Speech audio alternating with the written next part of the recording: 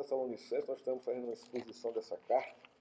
O nosso tema central nesse contexto, não é a Igreja do Senhor. Nós temos visto que a Igreja do Senhor é criada por Ele, fundada por Ele, sustentada por Ele, edificada por Ele, através dos seus servos, através dos homens que o Senhor levantou para discipular e para dar a conhecer à igreja a revelação do Senhor por meio do Evangelho de Jesus Cristo. E as igrejas fundadas pelo Senhor, através dos homens que Deus levantou, no contexto aqui é Paulo, é o fundador dessa igreja, nós vamos perceber, irmão, que essas igrejas não são perfeitas. Não são perfeitas, nenhuma delas. Mas nós devemos também perceber a coerência dos crentes aqui dentro das igrejas. A necessidade e o desejo de seguir uma vida de santidade, uma vida de mudança de conduta de vida, de amor ao Senhor, de gratidão ao Senhor e de proclamação do Evangelho. Isso são características normais e orgânicas de uma igreja. Isso é saudável que nós saibamos e entendamos. A igreja não é perfeita, não existe igreja perfeita. Mas ela é coerente com a palavra de Deus, ela deve ser coerente com as Escrituras. Deve pregar as Escrituras com fidelidade, deve ministrar os sacramentos com fidelidade, que é batismo e ceia, e deve disciplinar os seus membros. Essa é a base de uma igreja. E principalmente é a pregação expositiva e fiel da palavra de Deus, para que a igreja cresça e conheça a doutrina e caminhe por ela. Então Paulo fundou essa igreja. A igreja em Tessalônica. Mas ele não ficou muito tempo lá. Ele saiu fugido por causa da perseguição. Paulo foi altamente perseguido, irmãos. Onde Paulo ia, a perseguição estava presente. Para ceifar a vida dele, e assim como ceifou lá nos anos 60. Preso por Roma, porque pregava o Evangelho.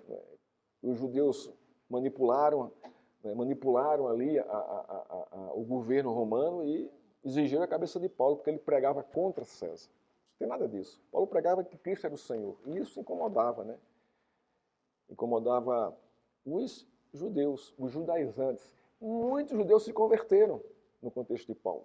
Creram em Cristo como Messias. Aqui são os judaizantes, aqueles que eram realmente fechados ao Evangelho.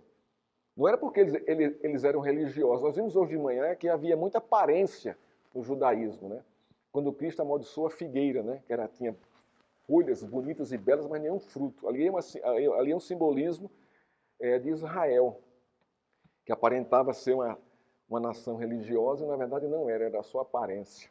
Mas no contexto aqui, quem persegue Paulo são esses judaizantes. E não só Paulo, mas também todo o cristianismo sofreu uma grande perseguição dos judeus. Então está aqui a igreja de Tessalônica sofrendo essa perseguição. Nós vamos ler hoje o capítulo 3. Vamos ver o capítulo 3 todo, Provavelmente eu devo trazer aqui uma exposição panorâmica desse capítulo. Não vou entrar aqui em muitos detalhes.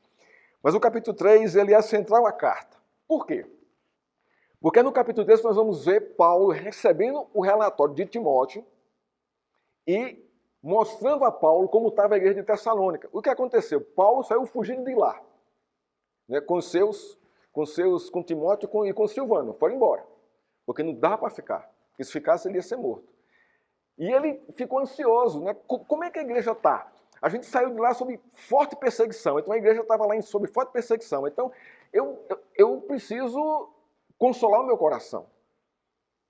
Porque é a igreja é do Senhor. E nós participamos da organização e da fundação dessa igreja.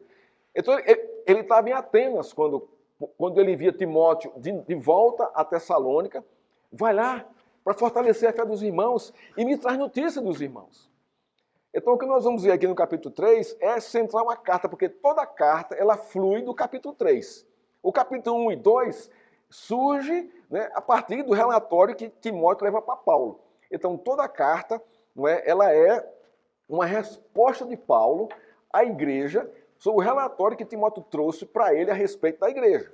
Deu para entender, Então vamos ler aqui. Capítulo 3, verso 1. Por isso, não podendo esperar mais, isso aqui ele falando do coração dele, achando por bem ficar sozinho em Atenas. Ele ficou sozinho em Atenas e mandou quem lá? Seus companheiros de trabalho, Silvano e Timóteo. E enviar nosso irmão Timóteo. Então ele enviou Timóteo. Silvânio não está mais fazendo parte aqui do contexto. Ministro de Deus, no Evangelho de Cristo, para, olha só, fortalecer e animá-los na fé, a fim de que ninguém se inquiete com essas tribulações, porque vocês mesmos sabem que fomos designados para isto. Pois quando ainda estávamos com vocês, predissemos que íamos passar por aflições, o que de fato aconteceu, e é do conhecimento de vocês. Claro, Paulo foi expulso de lá por causa da perseguição, e os irmãos que tinham se convertido também estavam sendo perseguidos. Por isso foi que já não me sendo possível continuar esperando, olha aqui a ansiedade de Paulo, a preocupação dele com essa igreja aqui. Mandei perguntar a respeito da fé de vocês, que vocês têm, temendo que vocês fossem provados pelo tentador e o nosso trabalho se tornasse em vão. Olha só, o que é que a perseguição poderia produzir? O diabo poderia aproveitar a perseguição e acabar com o trabalho de Paulo e fechar a igreja. Olha aí, cadê o Deus de vocês que protege? Vocês estão sendo perseguidos, estão sendo massacrados. Então, esse Deus não existe. Essa é a tentação do diabo. Então, Paulo temia mais ou menos uma coisa como essa.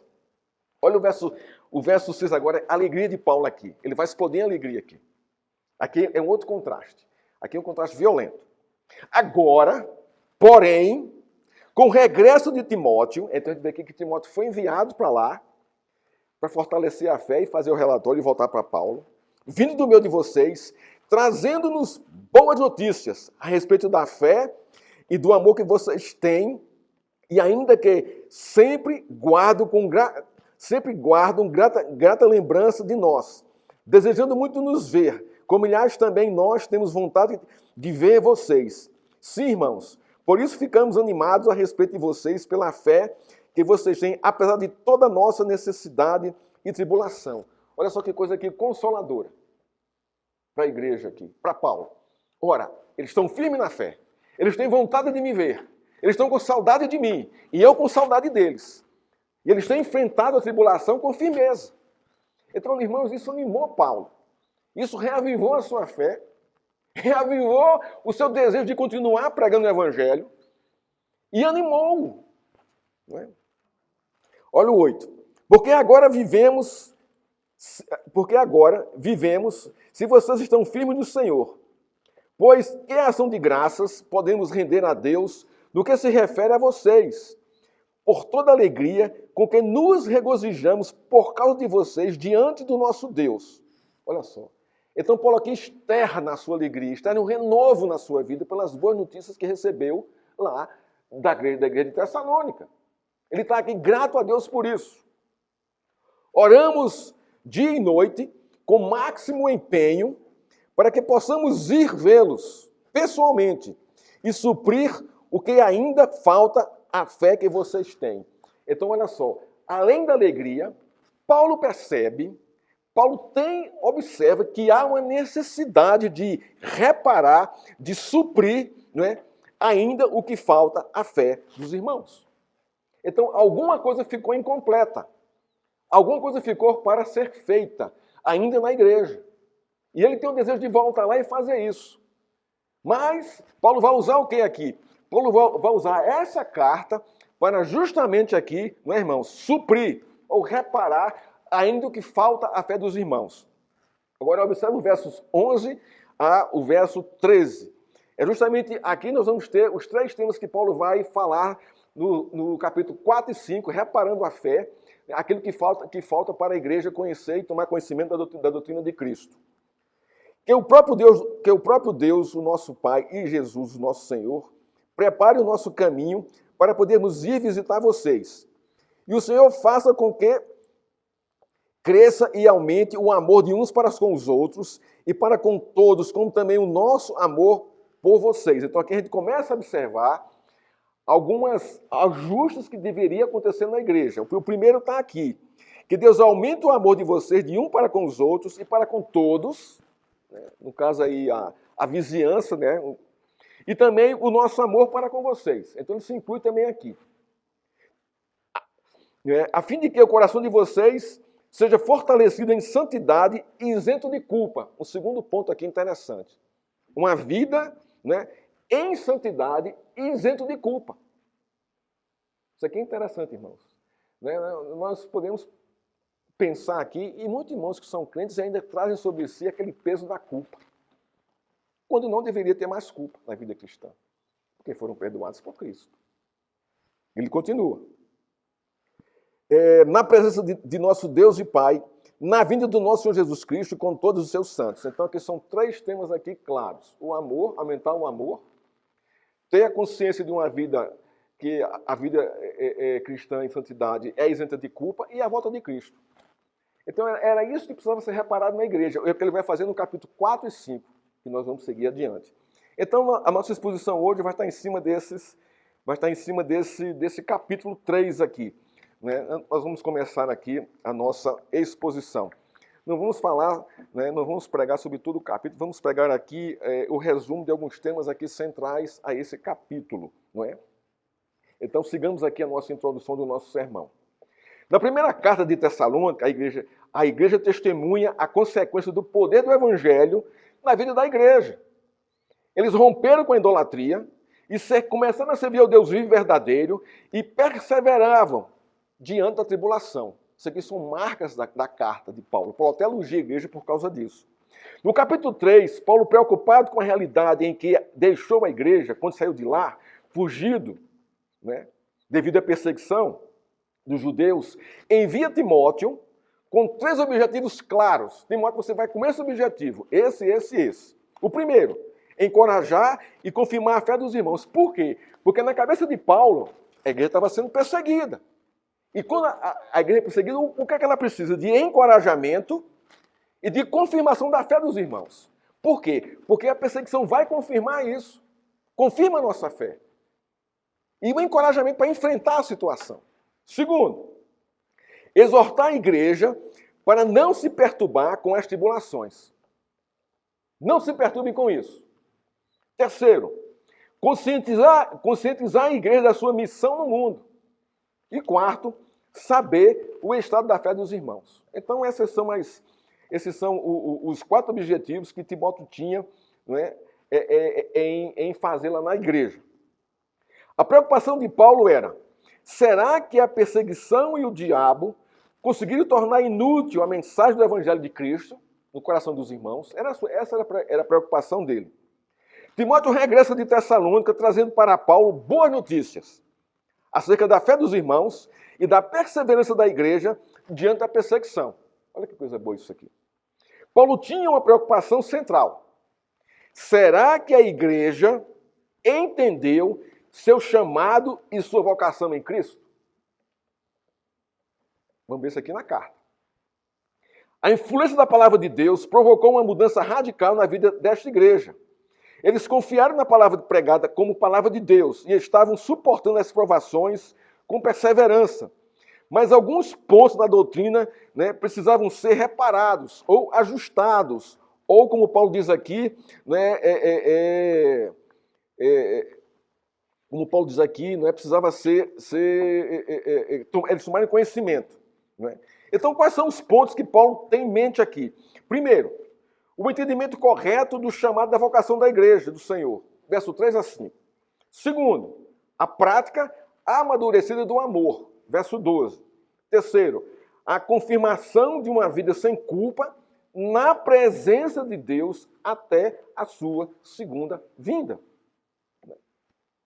Em nossa realidade, irmãos, as tentações do nosso coração, do mundo e do diabo, se apresentam ao crente de várias maneiras para desviá-lo do seu chamado e da sua vocação. Vejamos com isso como ela acontece em algumas circunstâncias. A primeira, depois que você foi chamado e vocacionado por Cristo, sua vida tem sido uma luta diária, sem descanso. Aí você pensa e ouve de alguém: deixa isso para lá, não vale a pena ser crente.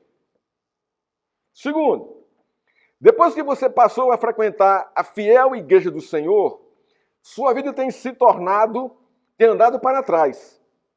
Aí você pensa ou ouve de alguém: deixa esse negócio de igreja para lá, não vale a pena pertencer à igreja. Terceiro, depois que você passou a testemunhar o poder do Evangelho, da graça de Cristo na sua vida, você vive doente cansado. Aí você pensa ou ouve alguém dizer, deixa isso para lá, não vale a pena falar desse Deus que cura os outros e você vive doente. Isso são, irmãos, perseguições, tribulações do diabo e dos outros, do mundo, do nosso coração. Quarto, depois que você abandonou sua fé nos santos, nos santinhos, e passou a servir ao Deus vivo e verdadeiro, sua vida não anda, empancou, emperrou. Aí você pensa ou ouve alguém dizer, volta a fazer uma fezinha neles. Eles vão te ajudar. Deixa esse negócio de Deus para lá. Não está dando certo em sua vida. Quinto, depois que você testemunhou quem é um crente fiel em Cristo, teus pais te rejeitaram, teus parentes te evitam, ninguém se interessa em te ouvir. Aí você pensa ou ouve de alguém, deixa esse negócio de ser crente para lá. Respeita a tradição religiosa da sua família. Dá ouvido a ela. Segue o que ela te ensina. Irmãos, essas tentações, essas provações, essas perseguições poderiam ser as mesmas dos crentes de Tessalônica, naquele contexto social. Porque o homem não mudou. O coração é o mesmo, o diabo age da mesma forma. Sexto, depois que você assumiu uma nova conduta de vida em Cristo, teus colegas te abandonaram, teus amigos sumiram, você é motivo de piada e de escárnio. Aí você pensa ou ouve de alguém, deixa isso para lá, não vale a pena perder os amigos e colegas por causa de Cristo. Irmãos, isso aqui eu ouvi no meu contexto de conversão, essa mesma coisa aqui. E eu era motivo de piada e escárnio. E eu pensei, será que vale a pena mesmo? Eu perdi meu grupo de amigos, porque agora eu estou dizendo, eu sou de Cristo. Foi uma luta grande para mim, muito grande. Sétimo, depois que você se posicionou como cristão no trabalho, fazendo seu serviço sem enrolação, abandonando os esquemas de corrupção e se submetendo à lei da empresa, você está sendo perseguido e sofre ameaças de perder o emprego. Aí você pensa ou ouve alguém dizer, deixa isso para lá, não vale a pena perder o emprego, olha para a tua família. E último, oitavo, depois que você disse não à prostituição e abandonou a vida de farra com os amigos e parentes por causa de Cristo, eles não querem mais a tua companhia, para nada. Aí você pensa ou ouve de alguém, deixa isso para lá, esse negócio de ser crente não vale a pena. Não vale a pena viver a vida dessa forma. Todo mundo está fazendo isso. Isso é normal no nosso meio. Paulo envia, irmãos, Timóteo a Tessalônica para fortalecer a fé dos crentes que estavam passando por pesadas provações e as investidas do tentador. É no contexto de duras provações e privações que a fé sofre a pressão intensa do nosso coração, do mundo e do tentador, para deixarmos a Cristo. É vivendo nesta realidade que o coração é espremido pela dor da alma e pela tensão, muitas vezes, do silêncio de Deus em não responder. E nós fraquejamos e muitas vezes abandonamos a nossa fé. É dentro da realidade crua das provas da vida e das tentações do nosso coração e do diabo que o desejo de abandonar a fé vem com muita força. E é aí onde nós precisamos, irmãos, que a nossa fé seja fortalecida, seja reparada, seja avivada pelos irmãos, pela igreja, pela palavra da pregação, pelo ensino doutrinário. Nós precisamos disso, assim como a igreja de Tessalônica precisava. Nós não estamos no mesmo contexto de perseguição de lá, irmãos. Mas o contexto da nossa perseguição é outra, é psicológica muitas vezes, é ideológica, é política, é sociológica. Porque você não quer fazer parte desse esquema do mundo. E aí você sofre todo tipo de acusação, de escárnio, de piada, de um monte de coisa, de rejeição. E pode até perder o emprego ou ter a sua moral, não é, destruída por essa gente que não aceita a posição da igreja, ou a posição de que você é crente, é um fiel servo do Senhor. E a minha pergunta é, estamos dispostos, irmãos, a pagar o preço por isso? O cerco está se apertando. O cerco está se fechando sobre nós. Assim como se fechou aqui no contexto da igreja de Tessalônica. E Paulo estava preocupado com isso. Paulo, mesmo longe da igreja, sabia dos danos que a perseguição e as tentações poderiam provocar na vida dos crentes da igreja de Tessalônica. Ele sabia da necessidade urgente de fortalecer a fé daqueles crentes. Por esta razão, ele envia Timóteo. Por essa razão, nós temos culto de manhã, escola bíblica, culto à noite, culto de quarta-feira. Irmãos, é necessário isso. Nós precisamos fortalecer a nossa fé. Nós precisamos reparar com a doutrina aquilo que precisa de reparo em nossa vida. Não pense que nós estamos prontos para o Senhor. Não estamos, irmãos. Ninguém está pronto. Todos nós precisamos de fortalecer a nossa fé, a nossa caminhada, a nossa vida, a nossa conduta, o nosso modo de viver diante de Deus e dos homens. E para isso temos a doutrina, temos a lei do Senhor. E precisamos de que alguém nos ensine, alguém nos chame. O nosso tema hoje é Cristo fortalece e repara a sua igreja sob o poder da sua palavra, ou sob o poder do Evangelho, ou sob o poder da Boa Nova. Não tem como Cristo reparar a sua igreja a não ser por meio da sua palavra, da Boa Nova do Evangelho. Toda igreja, sem exceção, precisa de reparo, precisa de ajuste, precisa ser fortalecida pelo Senhor. Quando eu falo aqui igreja, eu não falo de denominação. Não é isso, não é placa de igreja. É a minha e a sua vida que forma o corpo de Cristo. Porque assim é a edificação da igreja. O que este texto nos ensina? Primeiro, fortalecendo e encorajando a igreja quanto a seu chamado e vocação. Versos de 1 a 5. Olha que coisa interessante aqui, irmãos. Deus fortalece a sua igreja por meio dos seus servos, encorajando a igreja para que ela entenda seu chamado e vocação. Porque senão, irmão, a gente se perde no meio da caminhada. Se eu não discerno com clareza, né, o meu chamado e a minha vocação, eu vou me perder na caminhada com a primeira circunstância de provação, de tribulação, de tentação. No capítulo 1, Paulo já havia reconhecido a eleição desses irmãos, pelo testemunho da operosidade da fé, do amor abnegado e da firmeza na esperança em Cristo. Mas ele sabia da necessidade dos crentes serem fortalecidos, animados e consolados pelo Evangelho no contexto da perseguição. Olha que pastorzão aqui. É porque Paulo age dessa forma? Porque Deus está usando Paulo para isso. Paulo é o meio do Senhor para fortalecer, encorajar a igreja e trazer para a igreja o discernimento correto do seu chamado e da sua vocação. No capítulo 3, Paulo não estava suportando a falta de notícia da igreja diante do contexto da perseguição. Ele havia tentado ir pessoalmente visitar os irmãos mais de uma vez. Contudo, Satanás barrou sua ida. Isso está no capítulo 2, verso 18. Ele decide ficar sozinho em Atenas e envia Timóteo para fortalecer a fé dos irmãos. Essa atitude de Paulo revela o sacrifício e o amor dele, de Timóteo, em favor dessa igreja. Ora, Timóteo vai voltar para o fogo, para dentro da fogueira. Mas ele vai com um propósito, de morrer por Cristo, pela causa de Cristo. E de levar a igreja à maturidade, ao fortalecimento e ao consolo. E discernir o seu chamado e a sua vocação. Timóteo foi enviado por Paulo com o propósito de beneficiar a fé dos membros da igreja, ou fortalecer, ou animar, ou consolar, como você quer entender, de Tessalônica. Não é? Esse era o propósito de Timóteo. Os versos 2 e 3, né, do capítulo 3, né, revelam que a igreja está precisando de auxílio, mesmo vivendo a realidade de uma fé operosa, um abnegado amor e uma esperança em Cristo.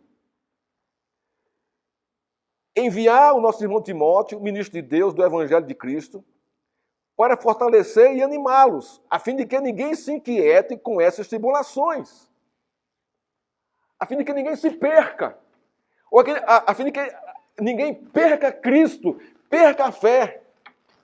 Essa era a intenção. Timóteo tinha o objetivo de confirmar e exortar os irmãos diante da perseguição dos judeus e dos sussurros do diabo, para que eles não abandonassem o evangelho de Cristo e a sua graça. A palavra confirmar no verso 2, né, pode ser entendida de duas maneiras, como está aqui no verso 2. Eu não sei se na sua tradição existe a palavra confirmar.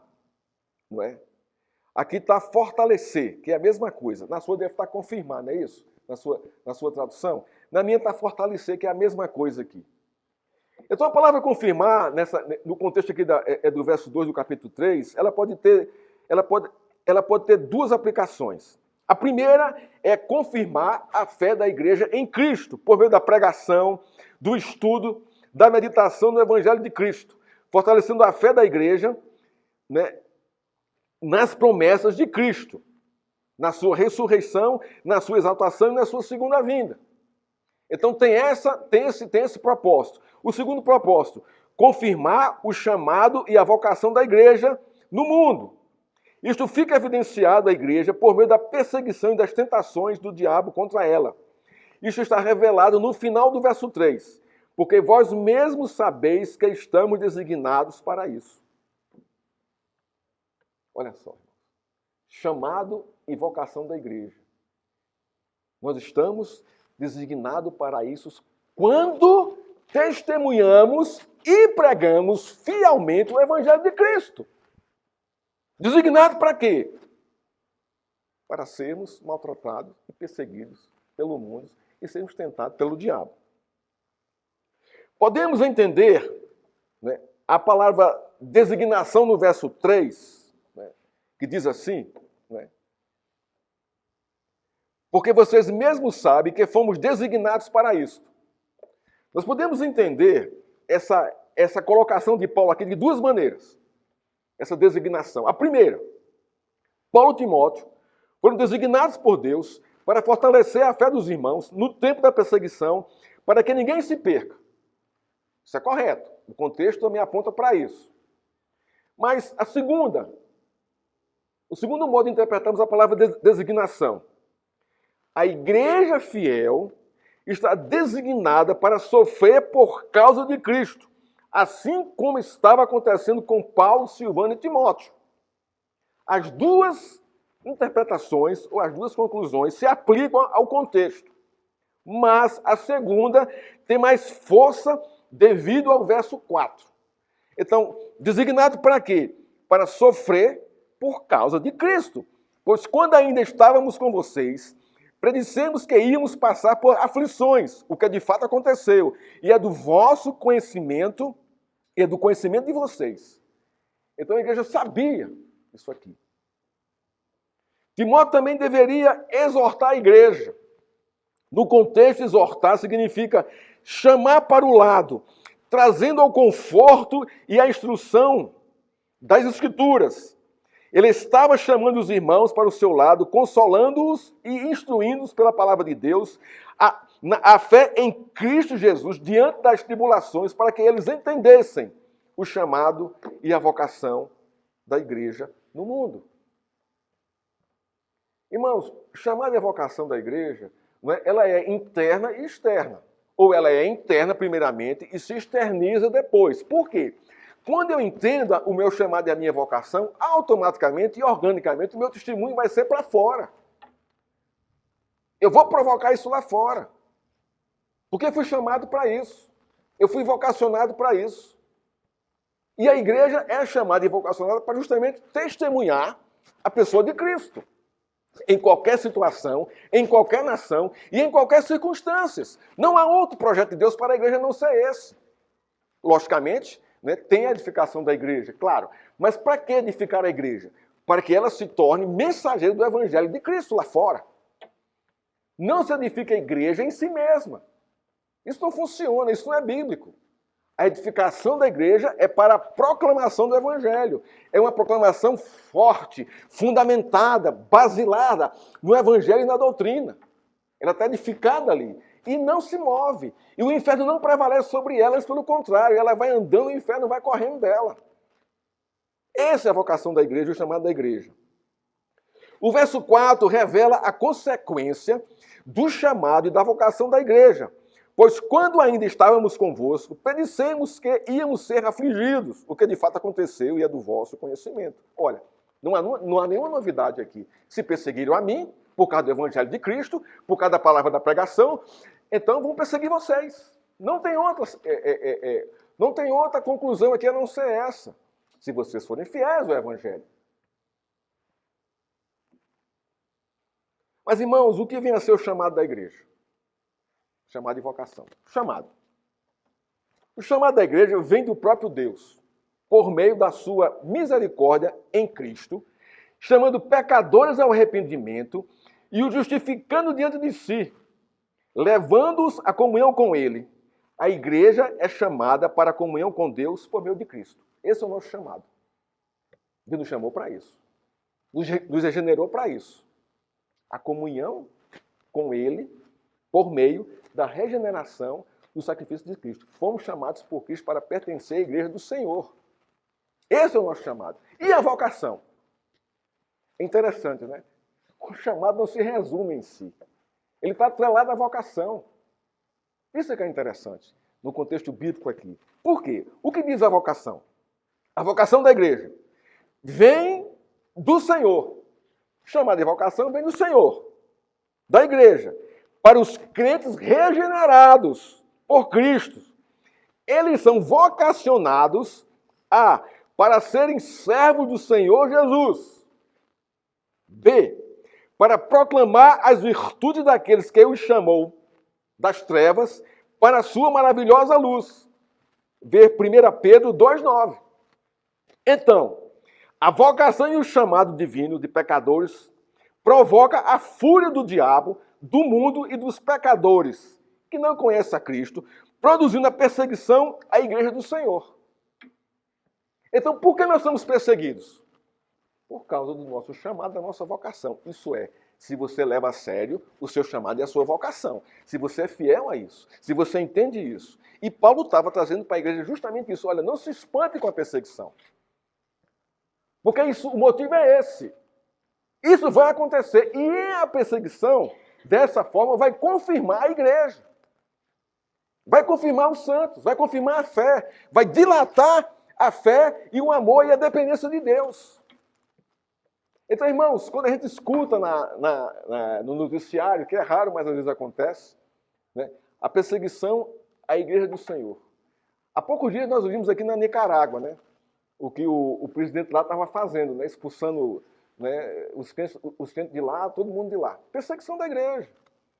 Então, isso é motivo para nós de alegria.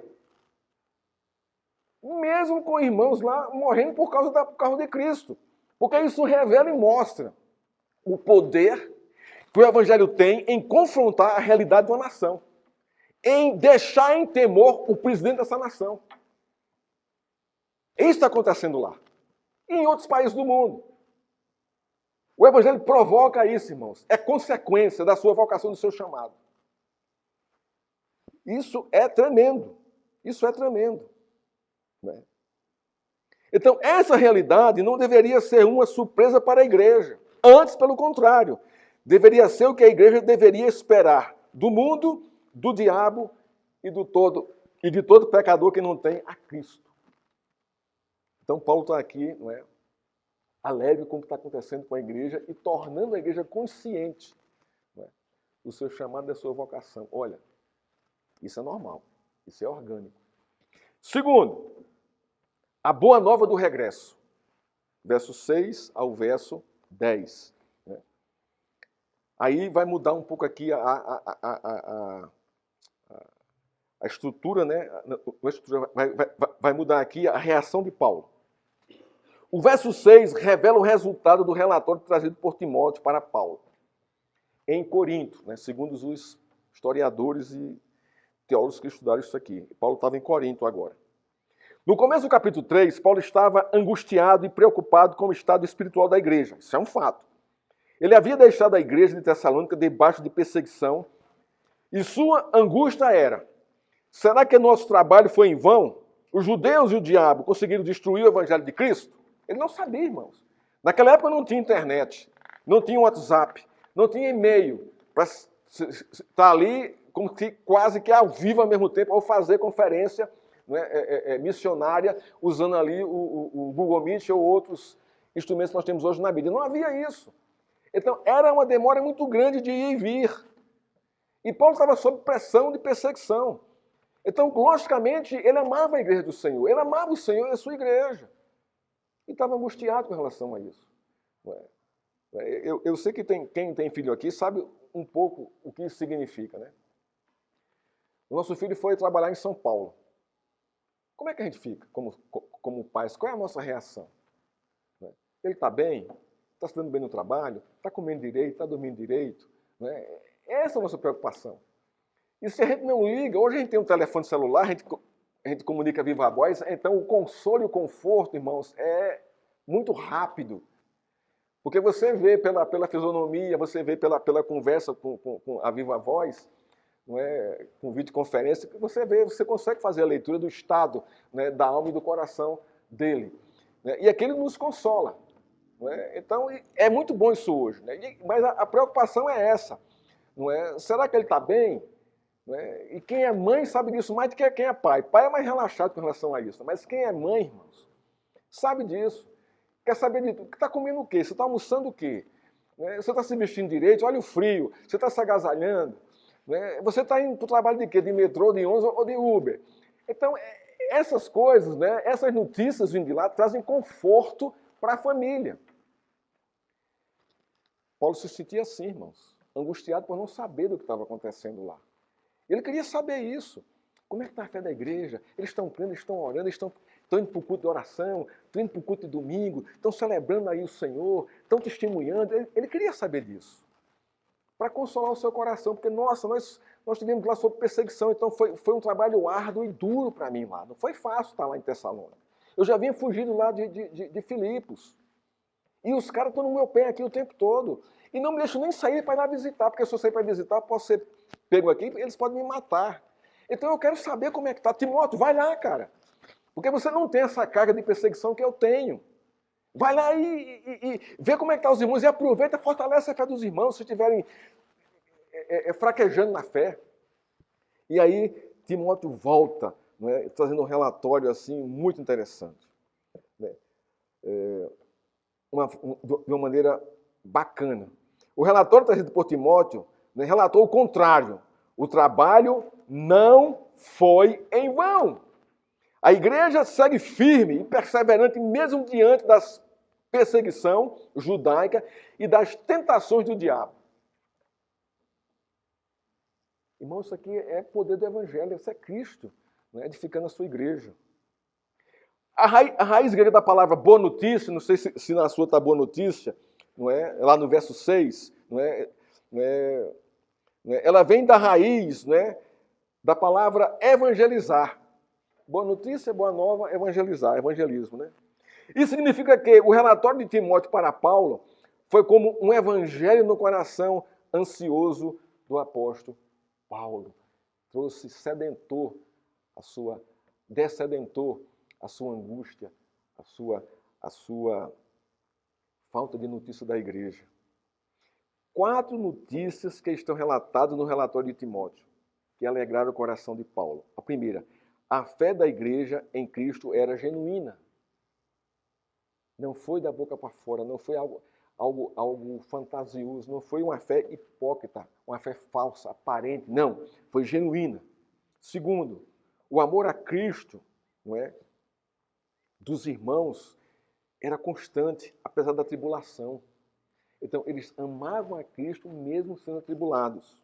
Terceira, a igreja lembrava de Paulo como verdadeiro apóstolo de Cristo. Olha só. Nossa! Olha que lembrança a igreja tinha de Paulo.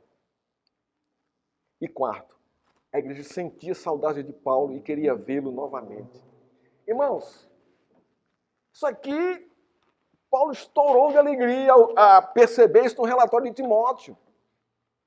Uma igreja firme, uma igreja sensível, uma igreja que o ama, uma igreja que tem uma fé genuína, que ama a Cristo de verdade, genuinamente. Que a perseguição, que as tribulações, que os sussurros do diabo não desviaram a fé deles. Como é que podemos aplicar isso à nossa vida, irmãos? Não é? Você tem amado a igreja do Senhor? Sua fé é uma fé genuína? O seu amor a Cristo é um amor fiel, sincero e honesto? Você se lembra, né, dos bons pregadores que passaram aqui, pregando a palavra de Deus com fidelidade? Se alegra com isso, de lembrar das mensagens dele? Isso é interessante, irmãos. Isso faz parte da igreja. Você tem vontade de vê-los novamente? Esses pastores que passaram por aqui, que marcaram a vida de vocês com a pregação do Evangelho, e com a postura deles aqui, de homens de Deus. Isso é interessante, isso. A gente se lembrar desses homens com a saudade saudável. Não com murmuração, não como viúvas de pastor.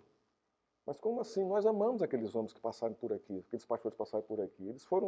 Eles deixaram aqui uma marca, né, para a igreja saudável, bonita, boa. Não é? MacArthur, um comentarista, né, comenta esse texto. Ele diz o seguinte: quando as igrejas eram infiéis e sucumbiram no pecado, o apóstolo Paulo foi devastado.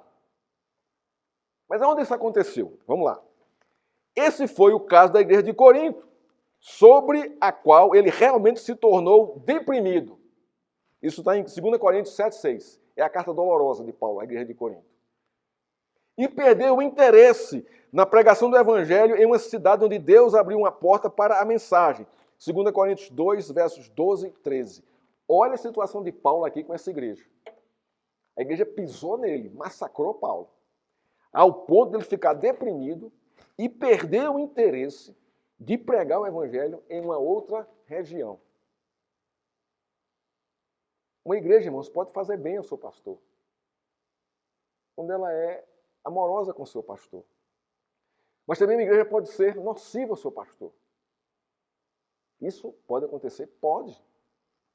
Eu conheço pastores aqui, irmãos, que foram assim, mandados embora muito educadamente das igrejas, pela sua fidelidade ao Evangelho e à doutrina. E sofreram muito com isso. Muito. Muito.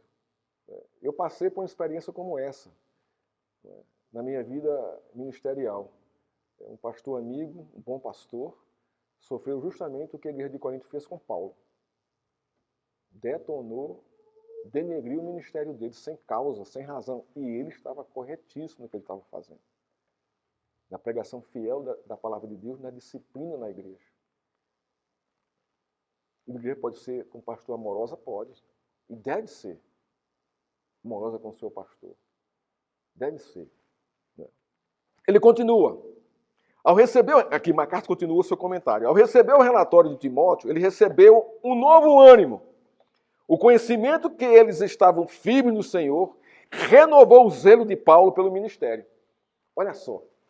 Como é que Paulo, irmãos, sofre depressão e perde o interesse em pregar o Evangelho? Parece algo que... Não, eu não estou acreditando nisso. Então lê 2 Coríntios. Você vai entender. Ali o choro de Paulo ali por aquela igreja. O que ele passou ali. E é verdade isso.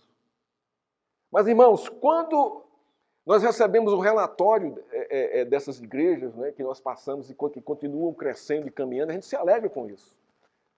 Porque o que é que a gente percebe? O nosso trabalho não foi em vão. Mas porque nós merecemos? Não. Olha o verso 9. A revelação, o verso 9 revela a gratidão de Paulo a Deus. Pois que ações de graças podemos tributar a Deus no tocante a vós outros? Como é que eu vou agradecer a Deus pelo que está acontecendo com vocês? De que maneira, de que modo? Por toda a alegria com que nos... E também a alegria que está em meu coração. Como é que eu posso retribuir isso a Deus? A gratidão de Paulo, irmãos, não conduz à autossatisfação, nem à autorrealização. Ele reconhece que Deus em Cristo foi um mentor, sustentador da igreja e da vida dele. É isso que está acontecendo aqui no verso 9. Ele se alegra com isso e não tem como ser grato a Deus. Foi o poder do Evangelho de Cristo que fez a igreja perseverar, mesmo sofrendo a dura perseguição dos judeus e as tentações do diabo para abandonar a fé em Cristo. Paulo está tão profundamente em dívida para com Deus, devido ao relatório trazido por Timóteo, que não tinha como expressar uma gratidão adequada a Deus. Ele não tinha como esboçar ou reembolsar a Deus pela divina obra realizada na igreja de Tessalônica e pela alegria que Deus estava trazendo ao seu coração. Comenta MacArthur. É isso que está acontecendo aqui no verso 9. No verso 10 e 11, ele testemunha que ora a Deus dia e noite pela igreja, com o máximo empenho, com o intuito de vê-los pessoalmente para reparar as deficiências da fé dos irmãos. Olha o verso 10. Oramos dia e noite, com o máximo empenho, para que possamos ir vê-los pessoalmente e suprir ou reparar o que ainda falta à fé que vocês têm. Isso aqui é um amor pastoral, né? Isso aqui é interessante. A palavra reparar, na sua versão, é a mesma que suprir na minha. E significa o seguinte: ajustar, apertar os parafusos, tirar as folgas, deixar firme e bem ajustado. É isso que Paulo quer fazer com a fé dos irmãos. Ele quer ajustar essa fé em Cristo, ele quer apertar ainda as coisas que precisam ser apertadas na vida dos irmãos para que tenham uma fé genuína em Cristo. Ele quer tirar as folgas, ele quer tirar as dúvidas, não quer deixar a igreja numa balança desigual, não é? Em dúvida em muita coisa. Não é? Ele quer deixar a igreja com a fé firme e bem ajustada em Cristo, ou nas suas promessas. No contexto tem a ver com ajustar a igreja conforme a doutrina do amor aos irmãos e ao próximo, e uma vida sem culpa diante de Deus, uma santidade pessoal. E na expectativa da segunda vinda de Cristo, fato que vamos ver nos capítulos 4 e 5. Então, o que era que Paulo queria aí com a igreja, ajustar a igreja? Então, nós temos aqui pelo menos três pontos aqui interessantes que Paulo quer. Ele quer reparar, ou quer ajustar a fé dos irmãos em amadurecimento. Aonde? Vamos amadurecer o amor de um para com os outros e ao próximo. Vamos amadurecer, né, para que você tenha uma vida sem culpa diante de Deus, uma vida em santidade pessoal, sem se culpar, quando você não peca. E a outra coisa é, viva em santidade, né, até que Cristo volte. A expectativa da volta de Cristo. Não há vida cristã, irmãos, que não precise de ajustes da doutrina do Senhor. Não há. Nem minha, nem sua, nem da igreja. Não há igrejas que não precisam de ajustes da doutrina do Senhor. Não existe isso. Precisamos disso sempre. Sempre. Os crentes fiéis são servos do Senhor e necessitam de ajustes o tempo todo pela palavra de Deus, pois ainda habita em nós a mancha do pecado. Não somos mais escravos do pecado, mas ainda temos a natureza pecadora. Não vivemos sem o ajuste de Deus por meio da doutrina de Cristo. Antes, pelo contrário, precisamos dessa doutrina e desses ajustes em nossa vida, para termos uma comunhão mais saudável com Cristo, sem culpa, sem medo, sem falsidade, sem hipocrisia, com uma sinceridade profunda com o Senhor. Isso quem vai nos ajustar é a doutrina. Quando Deus entregou a sua lei ao seu povo, revelou que eles precisavam dos ajustes divinos revelados na lei, para poderem continuar existindo como povo de Deus e desfrutar das suas bênçãos. Velho Testamento, a lei de Deus tem esse propósito. Ele pegou um povo que não conhecia nada de Deus, trouxe esse povo para si. E como é que eu vou ajustar o povo no meu conhecimento? Como é que eu vou me revelar a esse povo? Como é que o povo vai entender a minha revelação? Como é que o povo vai entender quem eu sou, o que eu quero e o meu propósito, o meu projeto sobre eles? Ora, eu vou ter que ajustá-los. E como é que eu vou usar isso? A minha lei, a minha palavra. E é o que Deus está fazendo, o que Deus fez na história e está fazendo conosco hoje com a igreja. Lá no passado usou quem? Moisés, Abraão, Jacó, os patriarcas, os profetas, os reis, os juízes. Chegou no Novo Testamento, vem Cristo, que cumpre toda a profecia do Velho Testamento. Cristo é o ajuste de Deus para nós. É Cristo que nos repara a vida, irmãos. Isso aqui é interessante. Para quê? para que a gente desfrute das suas bênçãos. Não é verdade isso? É claro que é verdade. Quando Deus envia Cristo, aqui no Novo Testamento, a plenitude da lei, que é Ele, revelou à sua igreja que ela precisava e precisa de ajustes para poder continuar existindo como o corpo de Cristo e desfrutar das bênçãos celestiais. Por que você vem ao culto domingo, irmão, de manhã e de noite, que eu acho pouco? A gente devia ter mais dias intercalados na semana. Por que a gente vem? Para ouvir quem? A palavra de Deus, correto. E qual é o efeito de você ouvir a palavra de Deus? É ajustar a sua vida à palavra de Deus. É ou não é? Claro que é. É o confronto que ela faz comigo, apontando as minhas debilidades e mostrando onde eu vou encontrar as ferramentas para fortalecer a minha fé. E deixar de ser débil, de ser nécio, de ser infantil, de ser bobo. Não é? E não ser enganado por qualquer vento de doutrina. Ajustes, irmãos. Nós precisamos disso. Ou acha que não? Não. Ah, pastor, eu tenho 30 anos de crente. Ah, eu tenho 40 anos de crente. Você quer me dizer o que com isso? Você não está me dizendo nada. Porque isso não vai justificar, não é, a sua presunção de dizer que não precisa de ajustes da sua fé. Não vai dizer isso. Não vai. Isso não justifica nada, irmãos. Não justifica nada. Mas, pelo contrário, não importa o tempo que você tenha de crente, você precisa de ajuste do Senhor. Porque, irmão, não somos perfeitos. Ainda não. Isso vai chegar o dia e a hora. Mas enquanto não chegou o dia e a hora, né, nós precisamos ter uma conduta santa, firme, para esperar o Senhor Jesus sem surpresas alguma.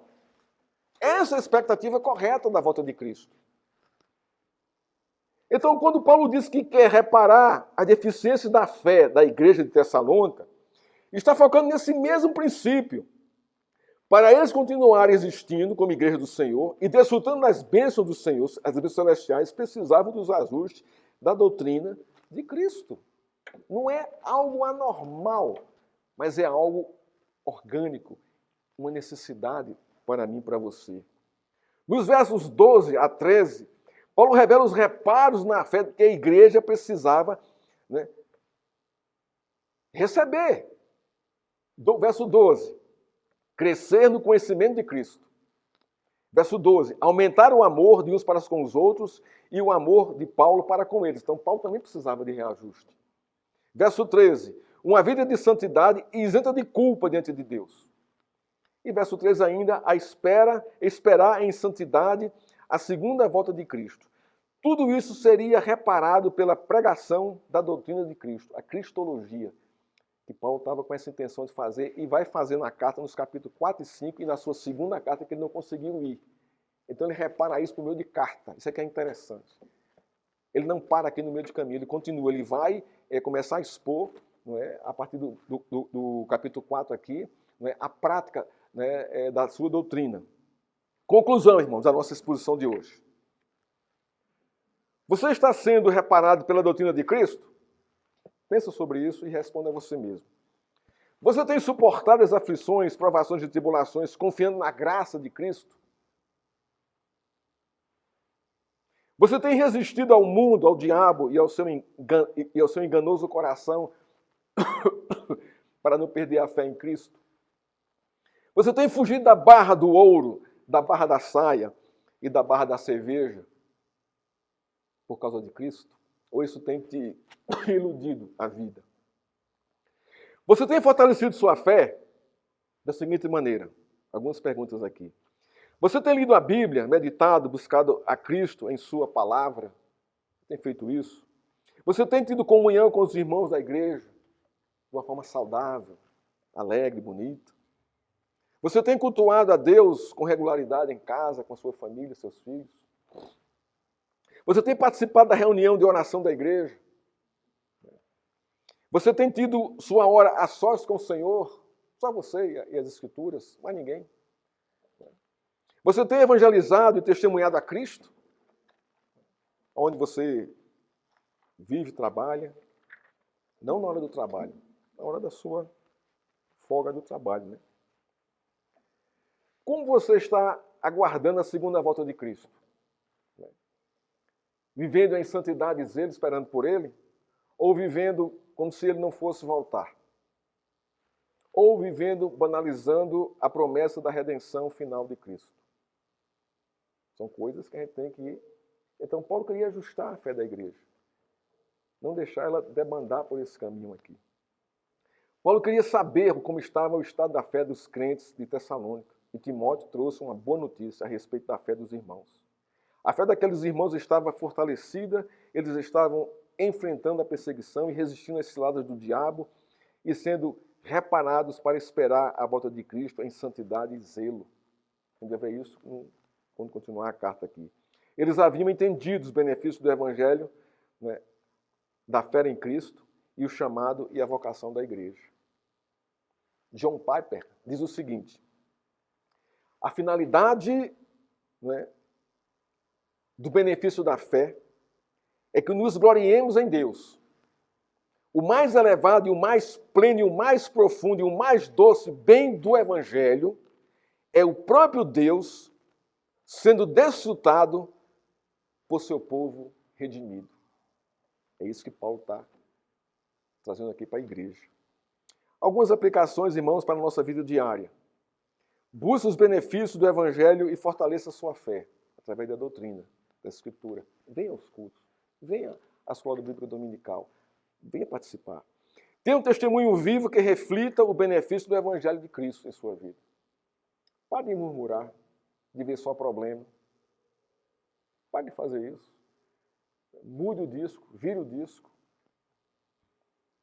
Porque nós somos chamados para isso. E vocacionados para isso.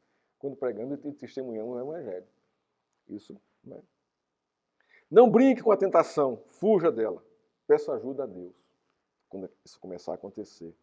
Resista ao diabo com os benefícios do Evangelho e ele fugirá de vocês, fugirá de nós. Não brinque com o pecado, confesse, busque o perdão de Deus. Não viva uma vida de culpa por causa do pecado. Venha ao culto, venha orar, evangelize de uma forma natural, bonita, sem trazer o peso, né, sobre as pessoas. Não, se você não for, você vai para o inferno, tal. Claro, isso vai acontecer, mas não é assim que se evangeliza, mas, sabe, traz a boa nova. Vai com, não é... Cristo nunca chegou assim apontando direto o dedo no pecado, na ferida. João fala lá no seu Evangelho, capítulo 1, verso 14, ele está entre nós cheio de graça e verdade. Graça e verdade. Primeiro vem a graça, depois vem a verdade. Desfrute da graça, da bondade de Deus, da sua misericórdia com compaixão, alegria, zelo e temor. Valorize isso, irmãos. Espere o Senhor cultivando sua santidade, temor e zelo por Ele. Que Deus, irmão, nos abençoe e nos fortaleça e nos dê alegria, né, de entendermos o seu reparo à nossa vida e de entendermos que devemos esperar o Senhor com alegria e santidade. Que Deus nos abençoe pela sua palavra e pela sua doutrina graciosa. Não se esqueça, precisamos de reparo, de ajustes. E Deus está disposto a isso quando Ele nos revela a sua doutrina e a sua palavra.